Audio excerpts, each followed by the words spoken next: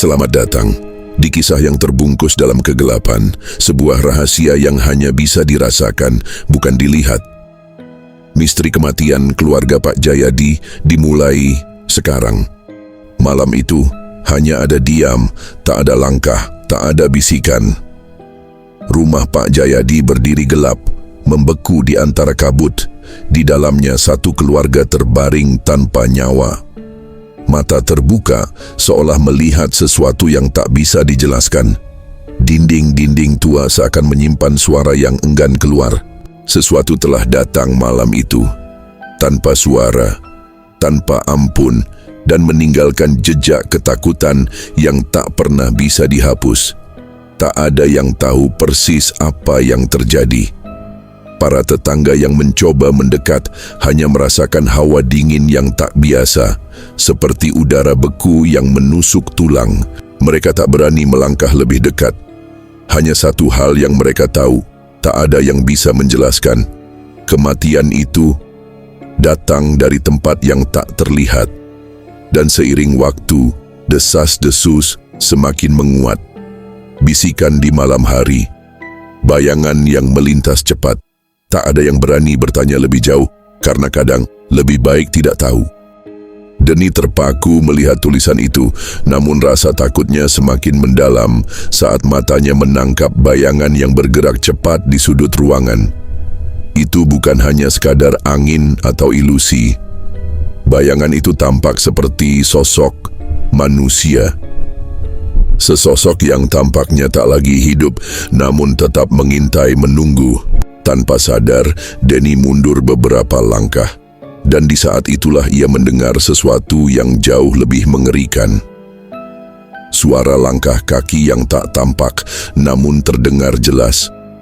Semakin dekat, semakin mendekat. Denny berbalik, berlari keluar dari rumah itu, seakan nyawa menjadi taruhan. Namun, tepat di depan pintu, langkahnya terhenti. Di luar, ia melihat seorang wanita dengan pakaian lusuh, rambut kusut yang terurai panjang, matanya kosong, namun ada rasa keteguhan yang begitu kuat terpancar dari dirinya. Wanita itu berdiri di tengah jalan, menatap Denny dengan tatapan yang tidak bisa dijelaskan. Wajahnya terlihat seperti Pak Jayadi, istri yang dulunya penuh kasih sayang, namun kini penuh kesedihan, dan lebih dari itu, penuh penderitaan. Wanita itu tidak berbicara. Namun, ketika Denny melihat lebih dekat, ia melihat tangannya menggenggam sesuatu yang tak tampak. Sesosok kecil yang berada di sampingnya. Anak perempuan Pak Jayadi. Wajahnya pucat, matanya terpejam, seperti sedang tidur, namun tak ada kehidupan di sana. Denny menelan ludah, tubuhnya gemetar. Ia ingin berlari, tapi langkahnya seperti terhenti oleh kekuatan tak terlihat. Wanita itu mulai bergerak mendekat, langkahnya lambat, namun terasa menekan. Denny tahu, ini bukan lagi soal keberanian atau rasa takut. Ini adalah sesuatu yang lebih besar, lebih mengerikan daripada apapun yang bisa ia bayangkan. Wanita itu berhenti tepat di depan Denny. Suasana semakin dingin, udara terasa menyesakan. Seolah ada sesuatu yang berat mengapung di antara mereka. Denny bisa merasakan nafasnya terengah-engah meski tak ada suara dari wanita itu. Namun, ada sesuatu yang aneh, sesuatu yang tak bisa dijelaskan. Mata wanita itu tidak menunjukkan kebencian, melainkan kesedihan yang mendalam, seperti ada pesan yang ingin disampaikan. Tiba-tiba suara lirih terdengar dari arah tangan wanita itu. Denny menatap lebih dekat, dan saat itu pula ia melihat di tangan wanita itu ada sebuah benda kecil yang terbungkus kain. Tanpa sadar, tangan Denny terulur, ingin mengetahui lebih banyak. Namun sebelum ia sempat menyentuhnya, suara halus datang dari belakangnya. "Jangan, itu bukan untukmu." Denny terkejut, tubuhnya berbalik secepatnya, hanya untuk mendapati sosok lain yang berdiri di ambang pintu rumah Pak Jayadi. Sosok itu lebih tinggi, lebih gelap, dan ada aura kekuatan yang membuat bulu kuduk Denny merinding. Itu bukan lagi manusia, itu adalah sesuatu yang lebih mengerikan. Sosok itu tidak memiliki wajah, hanya bayangan gelap yang semakin mengental, seolah ia adalah penguasa dari malam itu. Denny ingin lari, namun kakinya seolah tak bisa bergerak. Mata sosok itu menatapnya kosong, tetapi seolah bisa menembus hingga ke dalam jiwanya. Dalam sekejap, sosok itu melangkah maju, dan Denny merasa seakan-akan seluruh tubuhnya dibekukan dalam sekejap. Wajahnya terasa dipenuhi oleh rasa terperangkap, seolah dunia sekitarnya mulai hilang. Hanya ada sosok hitam itu dan wanita yang masih berdiri di hadapannya, tak bergerak. "Pak Jayadi," Denny berbisik, hampir tak terdengar. "Apa yang terjadi?" Wanita itu akhirnya membuka mulutnya, suaranya terdengar serak, seolah dipaksa keluar dari kedalaman yang tak bisa dijelaskan. "Kami terjebak, tak ada yang bisa melepaskan kami." Suaranya bergetar dan Denny merasa ada beban yang sangat berat di setiap kata yang keluar. Ini bukan akhir, ini hanya permulaan. Tiba-tiba, sosok gelap itu bergerak lebih dekat dan dalam sekejap, seluruh dunia sekitar Denny seakan berputar. Dia tak bisa mengingat apa yang terjadi setelah itu, karena tiba-tiba saja semuanya gelap dan rasa takut yang luar biasa menyelimuti dirinya. Saat Denny kembali membuka mata, ia berada di luar rumah itu, tergeletak di tanah, dengan seluruh tubuhnya basah kuyup keringat dingin. Ia mendengar suara-suara berbisik, suara yang datang dari dalam rumah yang masih berdiri kokoh, namun kini tampak lebih menyeramkan, seakan rumah itu sendiri hidup. Denny berdiri dengan gemetar. Ia tahu satu hal, bahwa malam itu bukanlah yang terakhir kalinya ia akan berhadapan dengan rumah Pak Jayadi. Ada sesuatu yang lebih besar, lebih kuat, yang sedang mengintai. Dan semuanya baru saja dimulai. Beberapa hari setelah kejadian itu, Denny mengurung diri di rumah. Ia tidak berani keluar, apalagi mendekati rumah Pak Jayadi. Namun setiap malam, saat semua orang tidur, ia terus mendengar suara itu. Ketukan pelan di jendela, bisikan samar yang menyebut-nyebut namanya. Kadang terdengar suara tawa kecil, suara anak perempuan. Awalnya Denny mencoba mengabaikan. Ia menutup telinga, membaca doa-doa yang dia hafal, berharap semua itu hanya bayangan pikirannya. Tapi suara itu semakin nyata, dan malam itu, ia tahu dia tidak bisa lagi menghindar. Pukul 2 dini hari, Denny terbangun. Rumahnya dingin, terlalu dingin untuk malam biasa. Ia membuka mata dan mendapati kamarnya diliputi kabut tipis, seperti asap yang merayap dari lantai. Di tengah kabut itu samar-samar, terlihat sosok seorang anak kecil berdiri di sudut ruangan. Rambut panjang, gaun lusuh, kepalanya sedikit menunduk. Anak itu perlahan mengangkat wajahnya, mata hitam legam, dalam tanpa kilau kehidupan. Denny ingin berteriak, namun tenggorokannya tercekat. Anak itu tidak bergerak, hanya menatapnya, seolah menunggu. Dalam ketakutannya, Denny mendengar suara lembut mengalun di telinganya. "Tolong kami." Denny menahan nafas, jantungnya berdetak begitu keras hingga hampir pecah. Tapi ada sesuatu dalam suara itu, bukan ancaman, melainkan permintaan, permohonan putus asa. Ia merasakan dorongan kuat dari dalam dirinya. Sebuah firasat, jika ia terus bersembunyi, maka sesuatu yang lebih buruk akan terjadi. Bukan hanya untuk dirinya, tapi untuk seluruh desa. Akhirnya, dengan tubuh gemetar, Denny memberanikan diri berbicara. Suaranya hampir tak terdengar. "Apa yang harus aku lakukan?" Anak kecil itu perlahan menunjuk ke arah jendela. Denny mengalihkan pandangannya, dan di kejauhan, samar-samar dalam gelap, ia melihat rumah Pak Jayadi.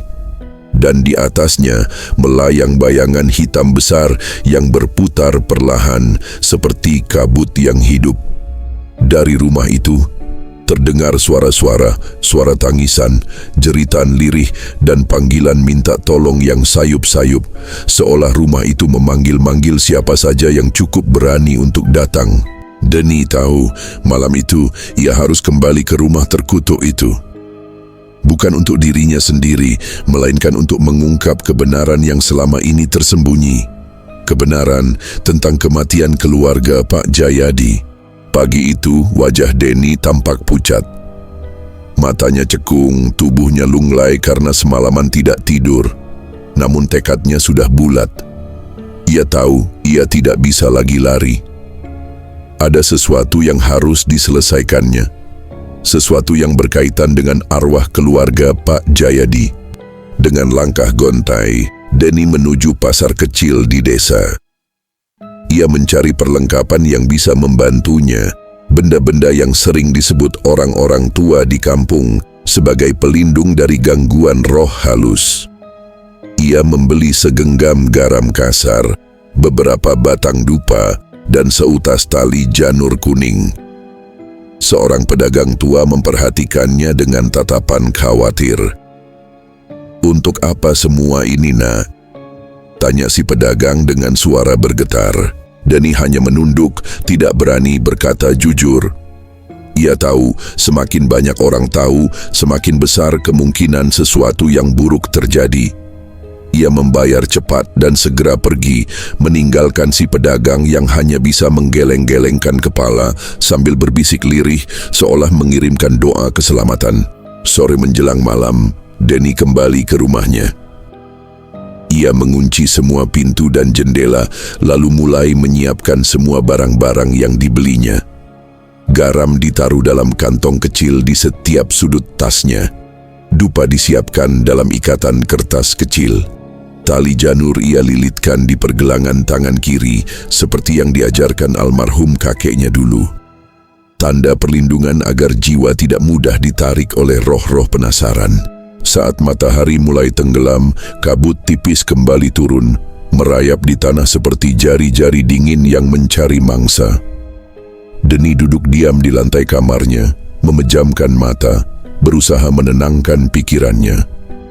Tapi bayangan rumah Pak Jayadi, sosok wanita lusuh, dan anak kecil bergaun lusuh itu terus mengisi benaknya. Suara-suara samar mulai terdengar lagi, bukan dari luar, tapi dari dalam dirinya sendiri. Panggilan-panggilan lirih, memohon, mendesak.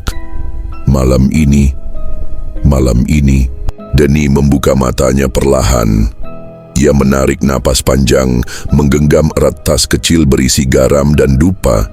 Ia tahu waktunya hampir tiba. Tapi belum sekarang, belum. Ia harus menunggu tanda itu. Tanda yang akan menunjukkan bahwa ia benar-benar dipanggil untuk masuk ke dalam rumah itu. Malam turun dengan cepat. Langit gelap tanpa bintang, seolah-olah seluruh desa ditelan bayangan besar. Denny duduk di dekat jendela, memperhatikan rumah Pak Jayadi dari kejauhan. Rumah itu tampak lebih gelap dari biasanya. Tak ada cahaya, tak ada suara, hanya bayangan rumah tua yang berdiri membisu di antara kabut tebal. Denny menahan napas, matanya tak berkedip. Ia tahu sesuatu akan terjadi. Ia menunggu tanda itu, tanda yang telah dijanjikan lewat mimpi-mimpi buruknya. Dan lalu terdengar suara dentingan. Seperti bunyi lonceng kecil, namun berat dan dalam, bergema di antara angin malam. Denny segera berdiri, jantungnya berdetak kencang. Ia tahu, itu tandanya. Tanda bahwa waktunya telah tiba. Denny mengambil tas kecilnya. Ia menggenggam erat jimat garam dan dupa, lalu mengenakan jaket tebal untuk melawan hawa dingin yang mulai menggigit tulang. Tangan kirinya yang dibalut janur terasa bergetar, seolah merasakan gelombang tak kasat mata yang bergerak di sekitarnya. Dengan langkah berat, Denny berjalan keluar dari rumah. Angin berdesir pelan, membawa bisikan-bisikan yang tak jelas. Setiap langkah menuju rumah Pak Jayadi terasa seperti ditarik masuk ke dalam perut kegelapan. Semakin dekat, Hawa dingin makin menusuk. Bau tanah basah dan aroma bunga melati busuk menguar dari arah rumah itu bercampur menjadi satu. Deni berhenti tepat di depan gerbang rumah Pak Jayadi. Gerbang tua itu berderit pelan tertiup angin, terbuka sedikit, seolah mengundang. Ia menatap rumah itu. Jendela-jendela kosong menganga seperti mata mati. Pintu depannya tertutup rapat, namun terasa seperti ada sesuatu di baliknya. Menunggu, memanggil. Deni menggenggam erat tali janur di pergelangan tangannya. Ia menarik napas dalam-dalam, mencoba menenangkan gejolak di dadanya. Belum saatnya masuk, ia harus bersiap, mempersiapkan pikirannya, karena sekali masuk ke dalam rumah itu, ia tahu tak akan ada jalan kembali. Dalam diam, Deni berbisik pada dirinya sendiri, suara lirih yang hampir tak terdengar. Aku datang, tapi bukan untuk diriku sendiri. Lalu ia menutup matanya sebentar, mendengarkan suara angin, suara jantungnya, dan suara-suara lain yang kini mengelilinginya, menunggu langkah berikutnya. Deni berdiri mematung di depan gerbang itu, tubuhnya nyaris beku oleh rasa takut. Namun saat ia menguatkan diri untuk melangkah maju, sesuatu yang tak terduga terjadi. Pintu rumah Pak Jayadi terbuka perlahan, sendirian, tanpa disentuh, tanpa didorong. Suara engsel karatan itu mengiris keheningan malam, membuat dada Deni terasa semakin sesak. Dari dalam rumah, hembusan angin keluar perlahan, membawa aroma apek bercampur anyir. Aroma kematian. Di balik pintu itu hanya ada kegelapan yang pekat, gelap yang berbeda, gelap yang hidup, seolah ada sesuatu di dalam sana yang memandang balik ke arah Deni. Menunggu ia melangkah masuk. Kaki Deni gemetar, namun sesuatu di dalam dirinya terus mendorong. Bukan rasa ingin tahu, melainkan rasa bersalah dan dorongan tak terlihat yang lebih kuat dari ketakutan. Tiba-tiba terdengar suara langkah kecil di dalam rumah. Suara itu ringan, seperti langkah anak kecil yang berlari tanpa alas kaki di lantai kayu. Deni menajamkan pendengarannya.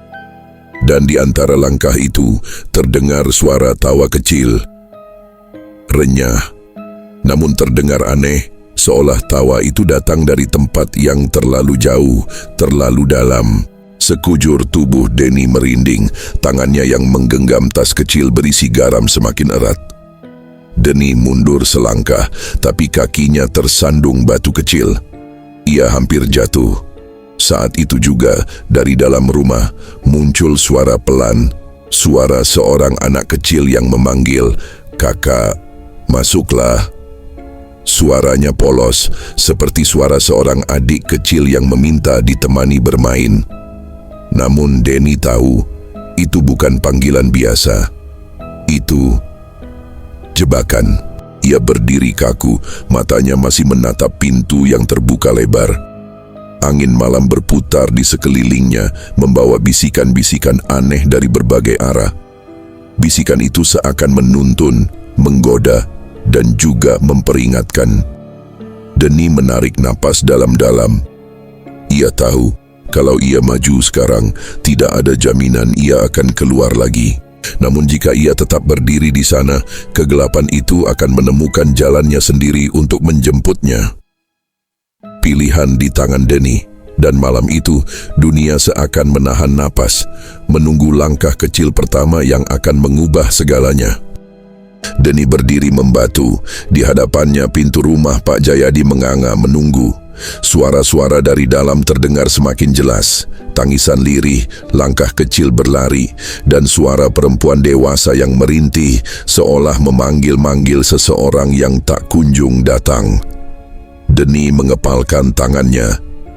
Ia membisikkan doa perlahan sambil menggenggam erat tali janur yang melilit pergelangan tangan kirinya. Dengan hati yang bergetar, ia melangkahkan kaki ke ambang pintu. Saat melewati batas itu, hawa dingin langsung menyergapnya, menusuk hingga ke tulang. Ruangan di dalam rumah begitu gelap dan suram. Bau busuk bercampur anyir semakin menusuk hidung. Dinding-dinding rumah dipenuhi noda hitam seolah terbakar dari dalam. Deni melangkah perlahan, tiap derap kakinya bergema aneh di lantai kayu. Di tengah ruang tamu, ia melihat sesuatu. Sebuah foto keluarga Pak Jayadi tergeletak pecah di lantai. Wajah-wajah di foto itu telah berubah. Mata mereka hitam kosong, bibirnya membentuk senyuman aneh yang membuat bulu kuduk Deni berdiri. Tiba-tiba terdengar suara langkah cepat di belakangnya. Deni menoleh, dan di sana berdiri anak perempuan kecil itu, anak Pak Jayadi. Gaunnya lusuh, tubuhnya kurus kering, namun matanya kini tak lagi hanya kosong. Ada kesedihan di sana. Ada permohonan. Anak kecil itu menunjuk ke sudut ruangan. Dengan jantung berdebar, Deni mengikuti arah telunjuknya. Di sana, di sudut tergelap, sesosok bayangan hitam besar bergulung. Sosok itu berdenyut seperti makhluk hidup, mengeluarkan desisan rendah yang membuat udara seolah bergetar. Deni tahu, itulah yang mengurung keluarga Pak Jayadi di rumah ini. Sebuah kutukan, sebuah kesalahan besar dari masa lalu yang tak pernah ditebus. Tanpa pikir panjang, Deni merogoh sakunya, mengeluarkan segenggam garam kasar yang dibawanya. Dengan segenap tenaga, ia melemparkan garam itu ke arah bayangan hitam tersebut sambil berteriak membaca doa-doa yang dia hafal. Saat butiran garam mengenai bayangan itu, terdengar jeritan melengking yang membuat telinga Deni nyaris pecah. Bayangan itu mengepul, melilit-lilit di udara sebelum perlahan hancur menjadi abu, terserap ke dalam lantai. Saat itu juga seluruh rumah berguncang. Dinding-dinding mengelupas, jendela-jendela bergetar. Suara-suara tangisan, tawa kecil, dan bisikan yang sempat memenuhi udara perlahan-lahan menghilang seperti dihisap ke dalam kekosongan. Deni berlari menuju pintu. Ia hampir tersandung, namun terus memaksa tubuhnya bergerak. Dengan satu loncatan, ia berhasil keluar dari rumah tepat saat pintu itu menutup sendiri di belakangnya dengan dentuman keras. Udara di luar terasa berbeda, lebih hangat, lebih hidup. Kabut perlahan menipis, memperlihatkan langit malam yang mulai bertabur bintang. Deni terengah-engah, berlutut di tanah, merasa tubuhnya lemas. Tapi saat ia menoleh ke arah rumah itu, ia melihat sesuatu yang membuat matanya berkaca-kaca. Di jendela lantai atas berdiri sosok Pak Jayadi, istrinya dan anak kecil mereka. Wajah mereka tak lagi suram atau menyeramkan. Kini mereka tersenyum lembut ke arahnya, sebelum perlahan menghilang, lenyap bersama malam. Malam itu Deni tahu ia telah membebaskan mereka. Dan untuk pertama kalinya setelah sekian lama, rumah Pak Jayadi benar-benar sunyi, dan damai. Beberapa minggu setelah malam itu, Deni memutuskan meninggalkan desa. Bukan karena takut, tapi karena hatinya tahu kisahnya di sana telah selesai. Ia berjalan menuju kota kecil di ujung perbatasan, membawa hanya satu tas sederhana berisi pakaian dan kenangan yang tak akan pernah bisa ia lupakan. Sebelum pergi, saat ia melangkah melewati batas desa, seorang anak kecil tak dikenal menghampirinya, menyerahkan sebuah benda kecil yang terbungkus kain lusuh. Saat Deni membukanya, ia menemukan sebuah foto keluarga Pak Jayadi yang kini telah kembali utuh. Mereka tersenyum bahagia tanpa bekas kegelapan di mata mereka. Deni tersenyum tipis. Ia tahu kemanapun langkah kakinya membawanya nanti. Kenangan tentang malam itu, tentang keberaniannya, akan selalu menjadi bagian dari hidupnya. Di atas langit desa, burung-burung kecil mulai terbang, membelah fajar pertama setelah sekian lama. Desa itu kini benar-benar hidup kembali. Terima kasih sudah menonton. Jika kalian suka video ini, jangan lupa like, share, dan subscribe agar tidak ketinggalan kisah-kisah horor lainnya. Punya pengalaman mistis? Tulis di kolom komentar. Siapa tahu cerita kalian akan kita bahas di video berikutnya. Sampai jumpa.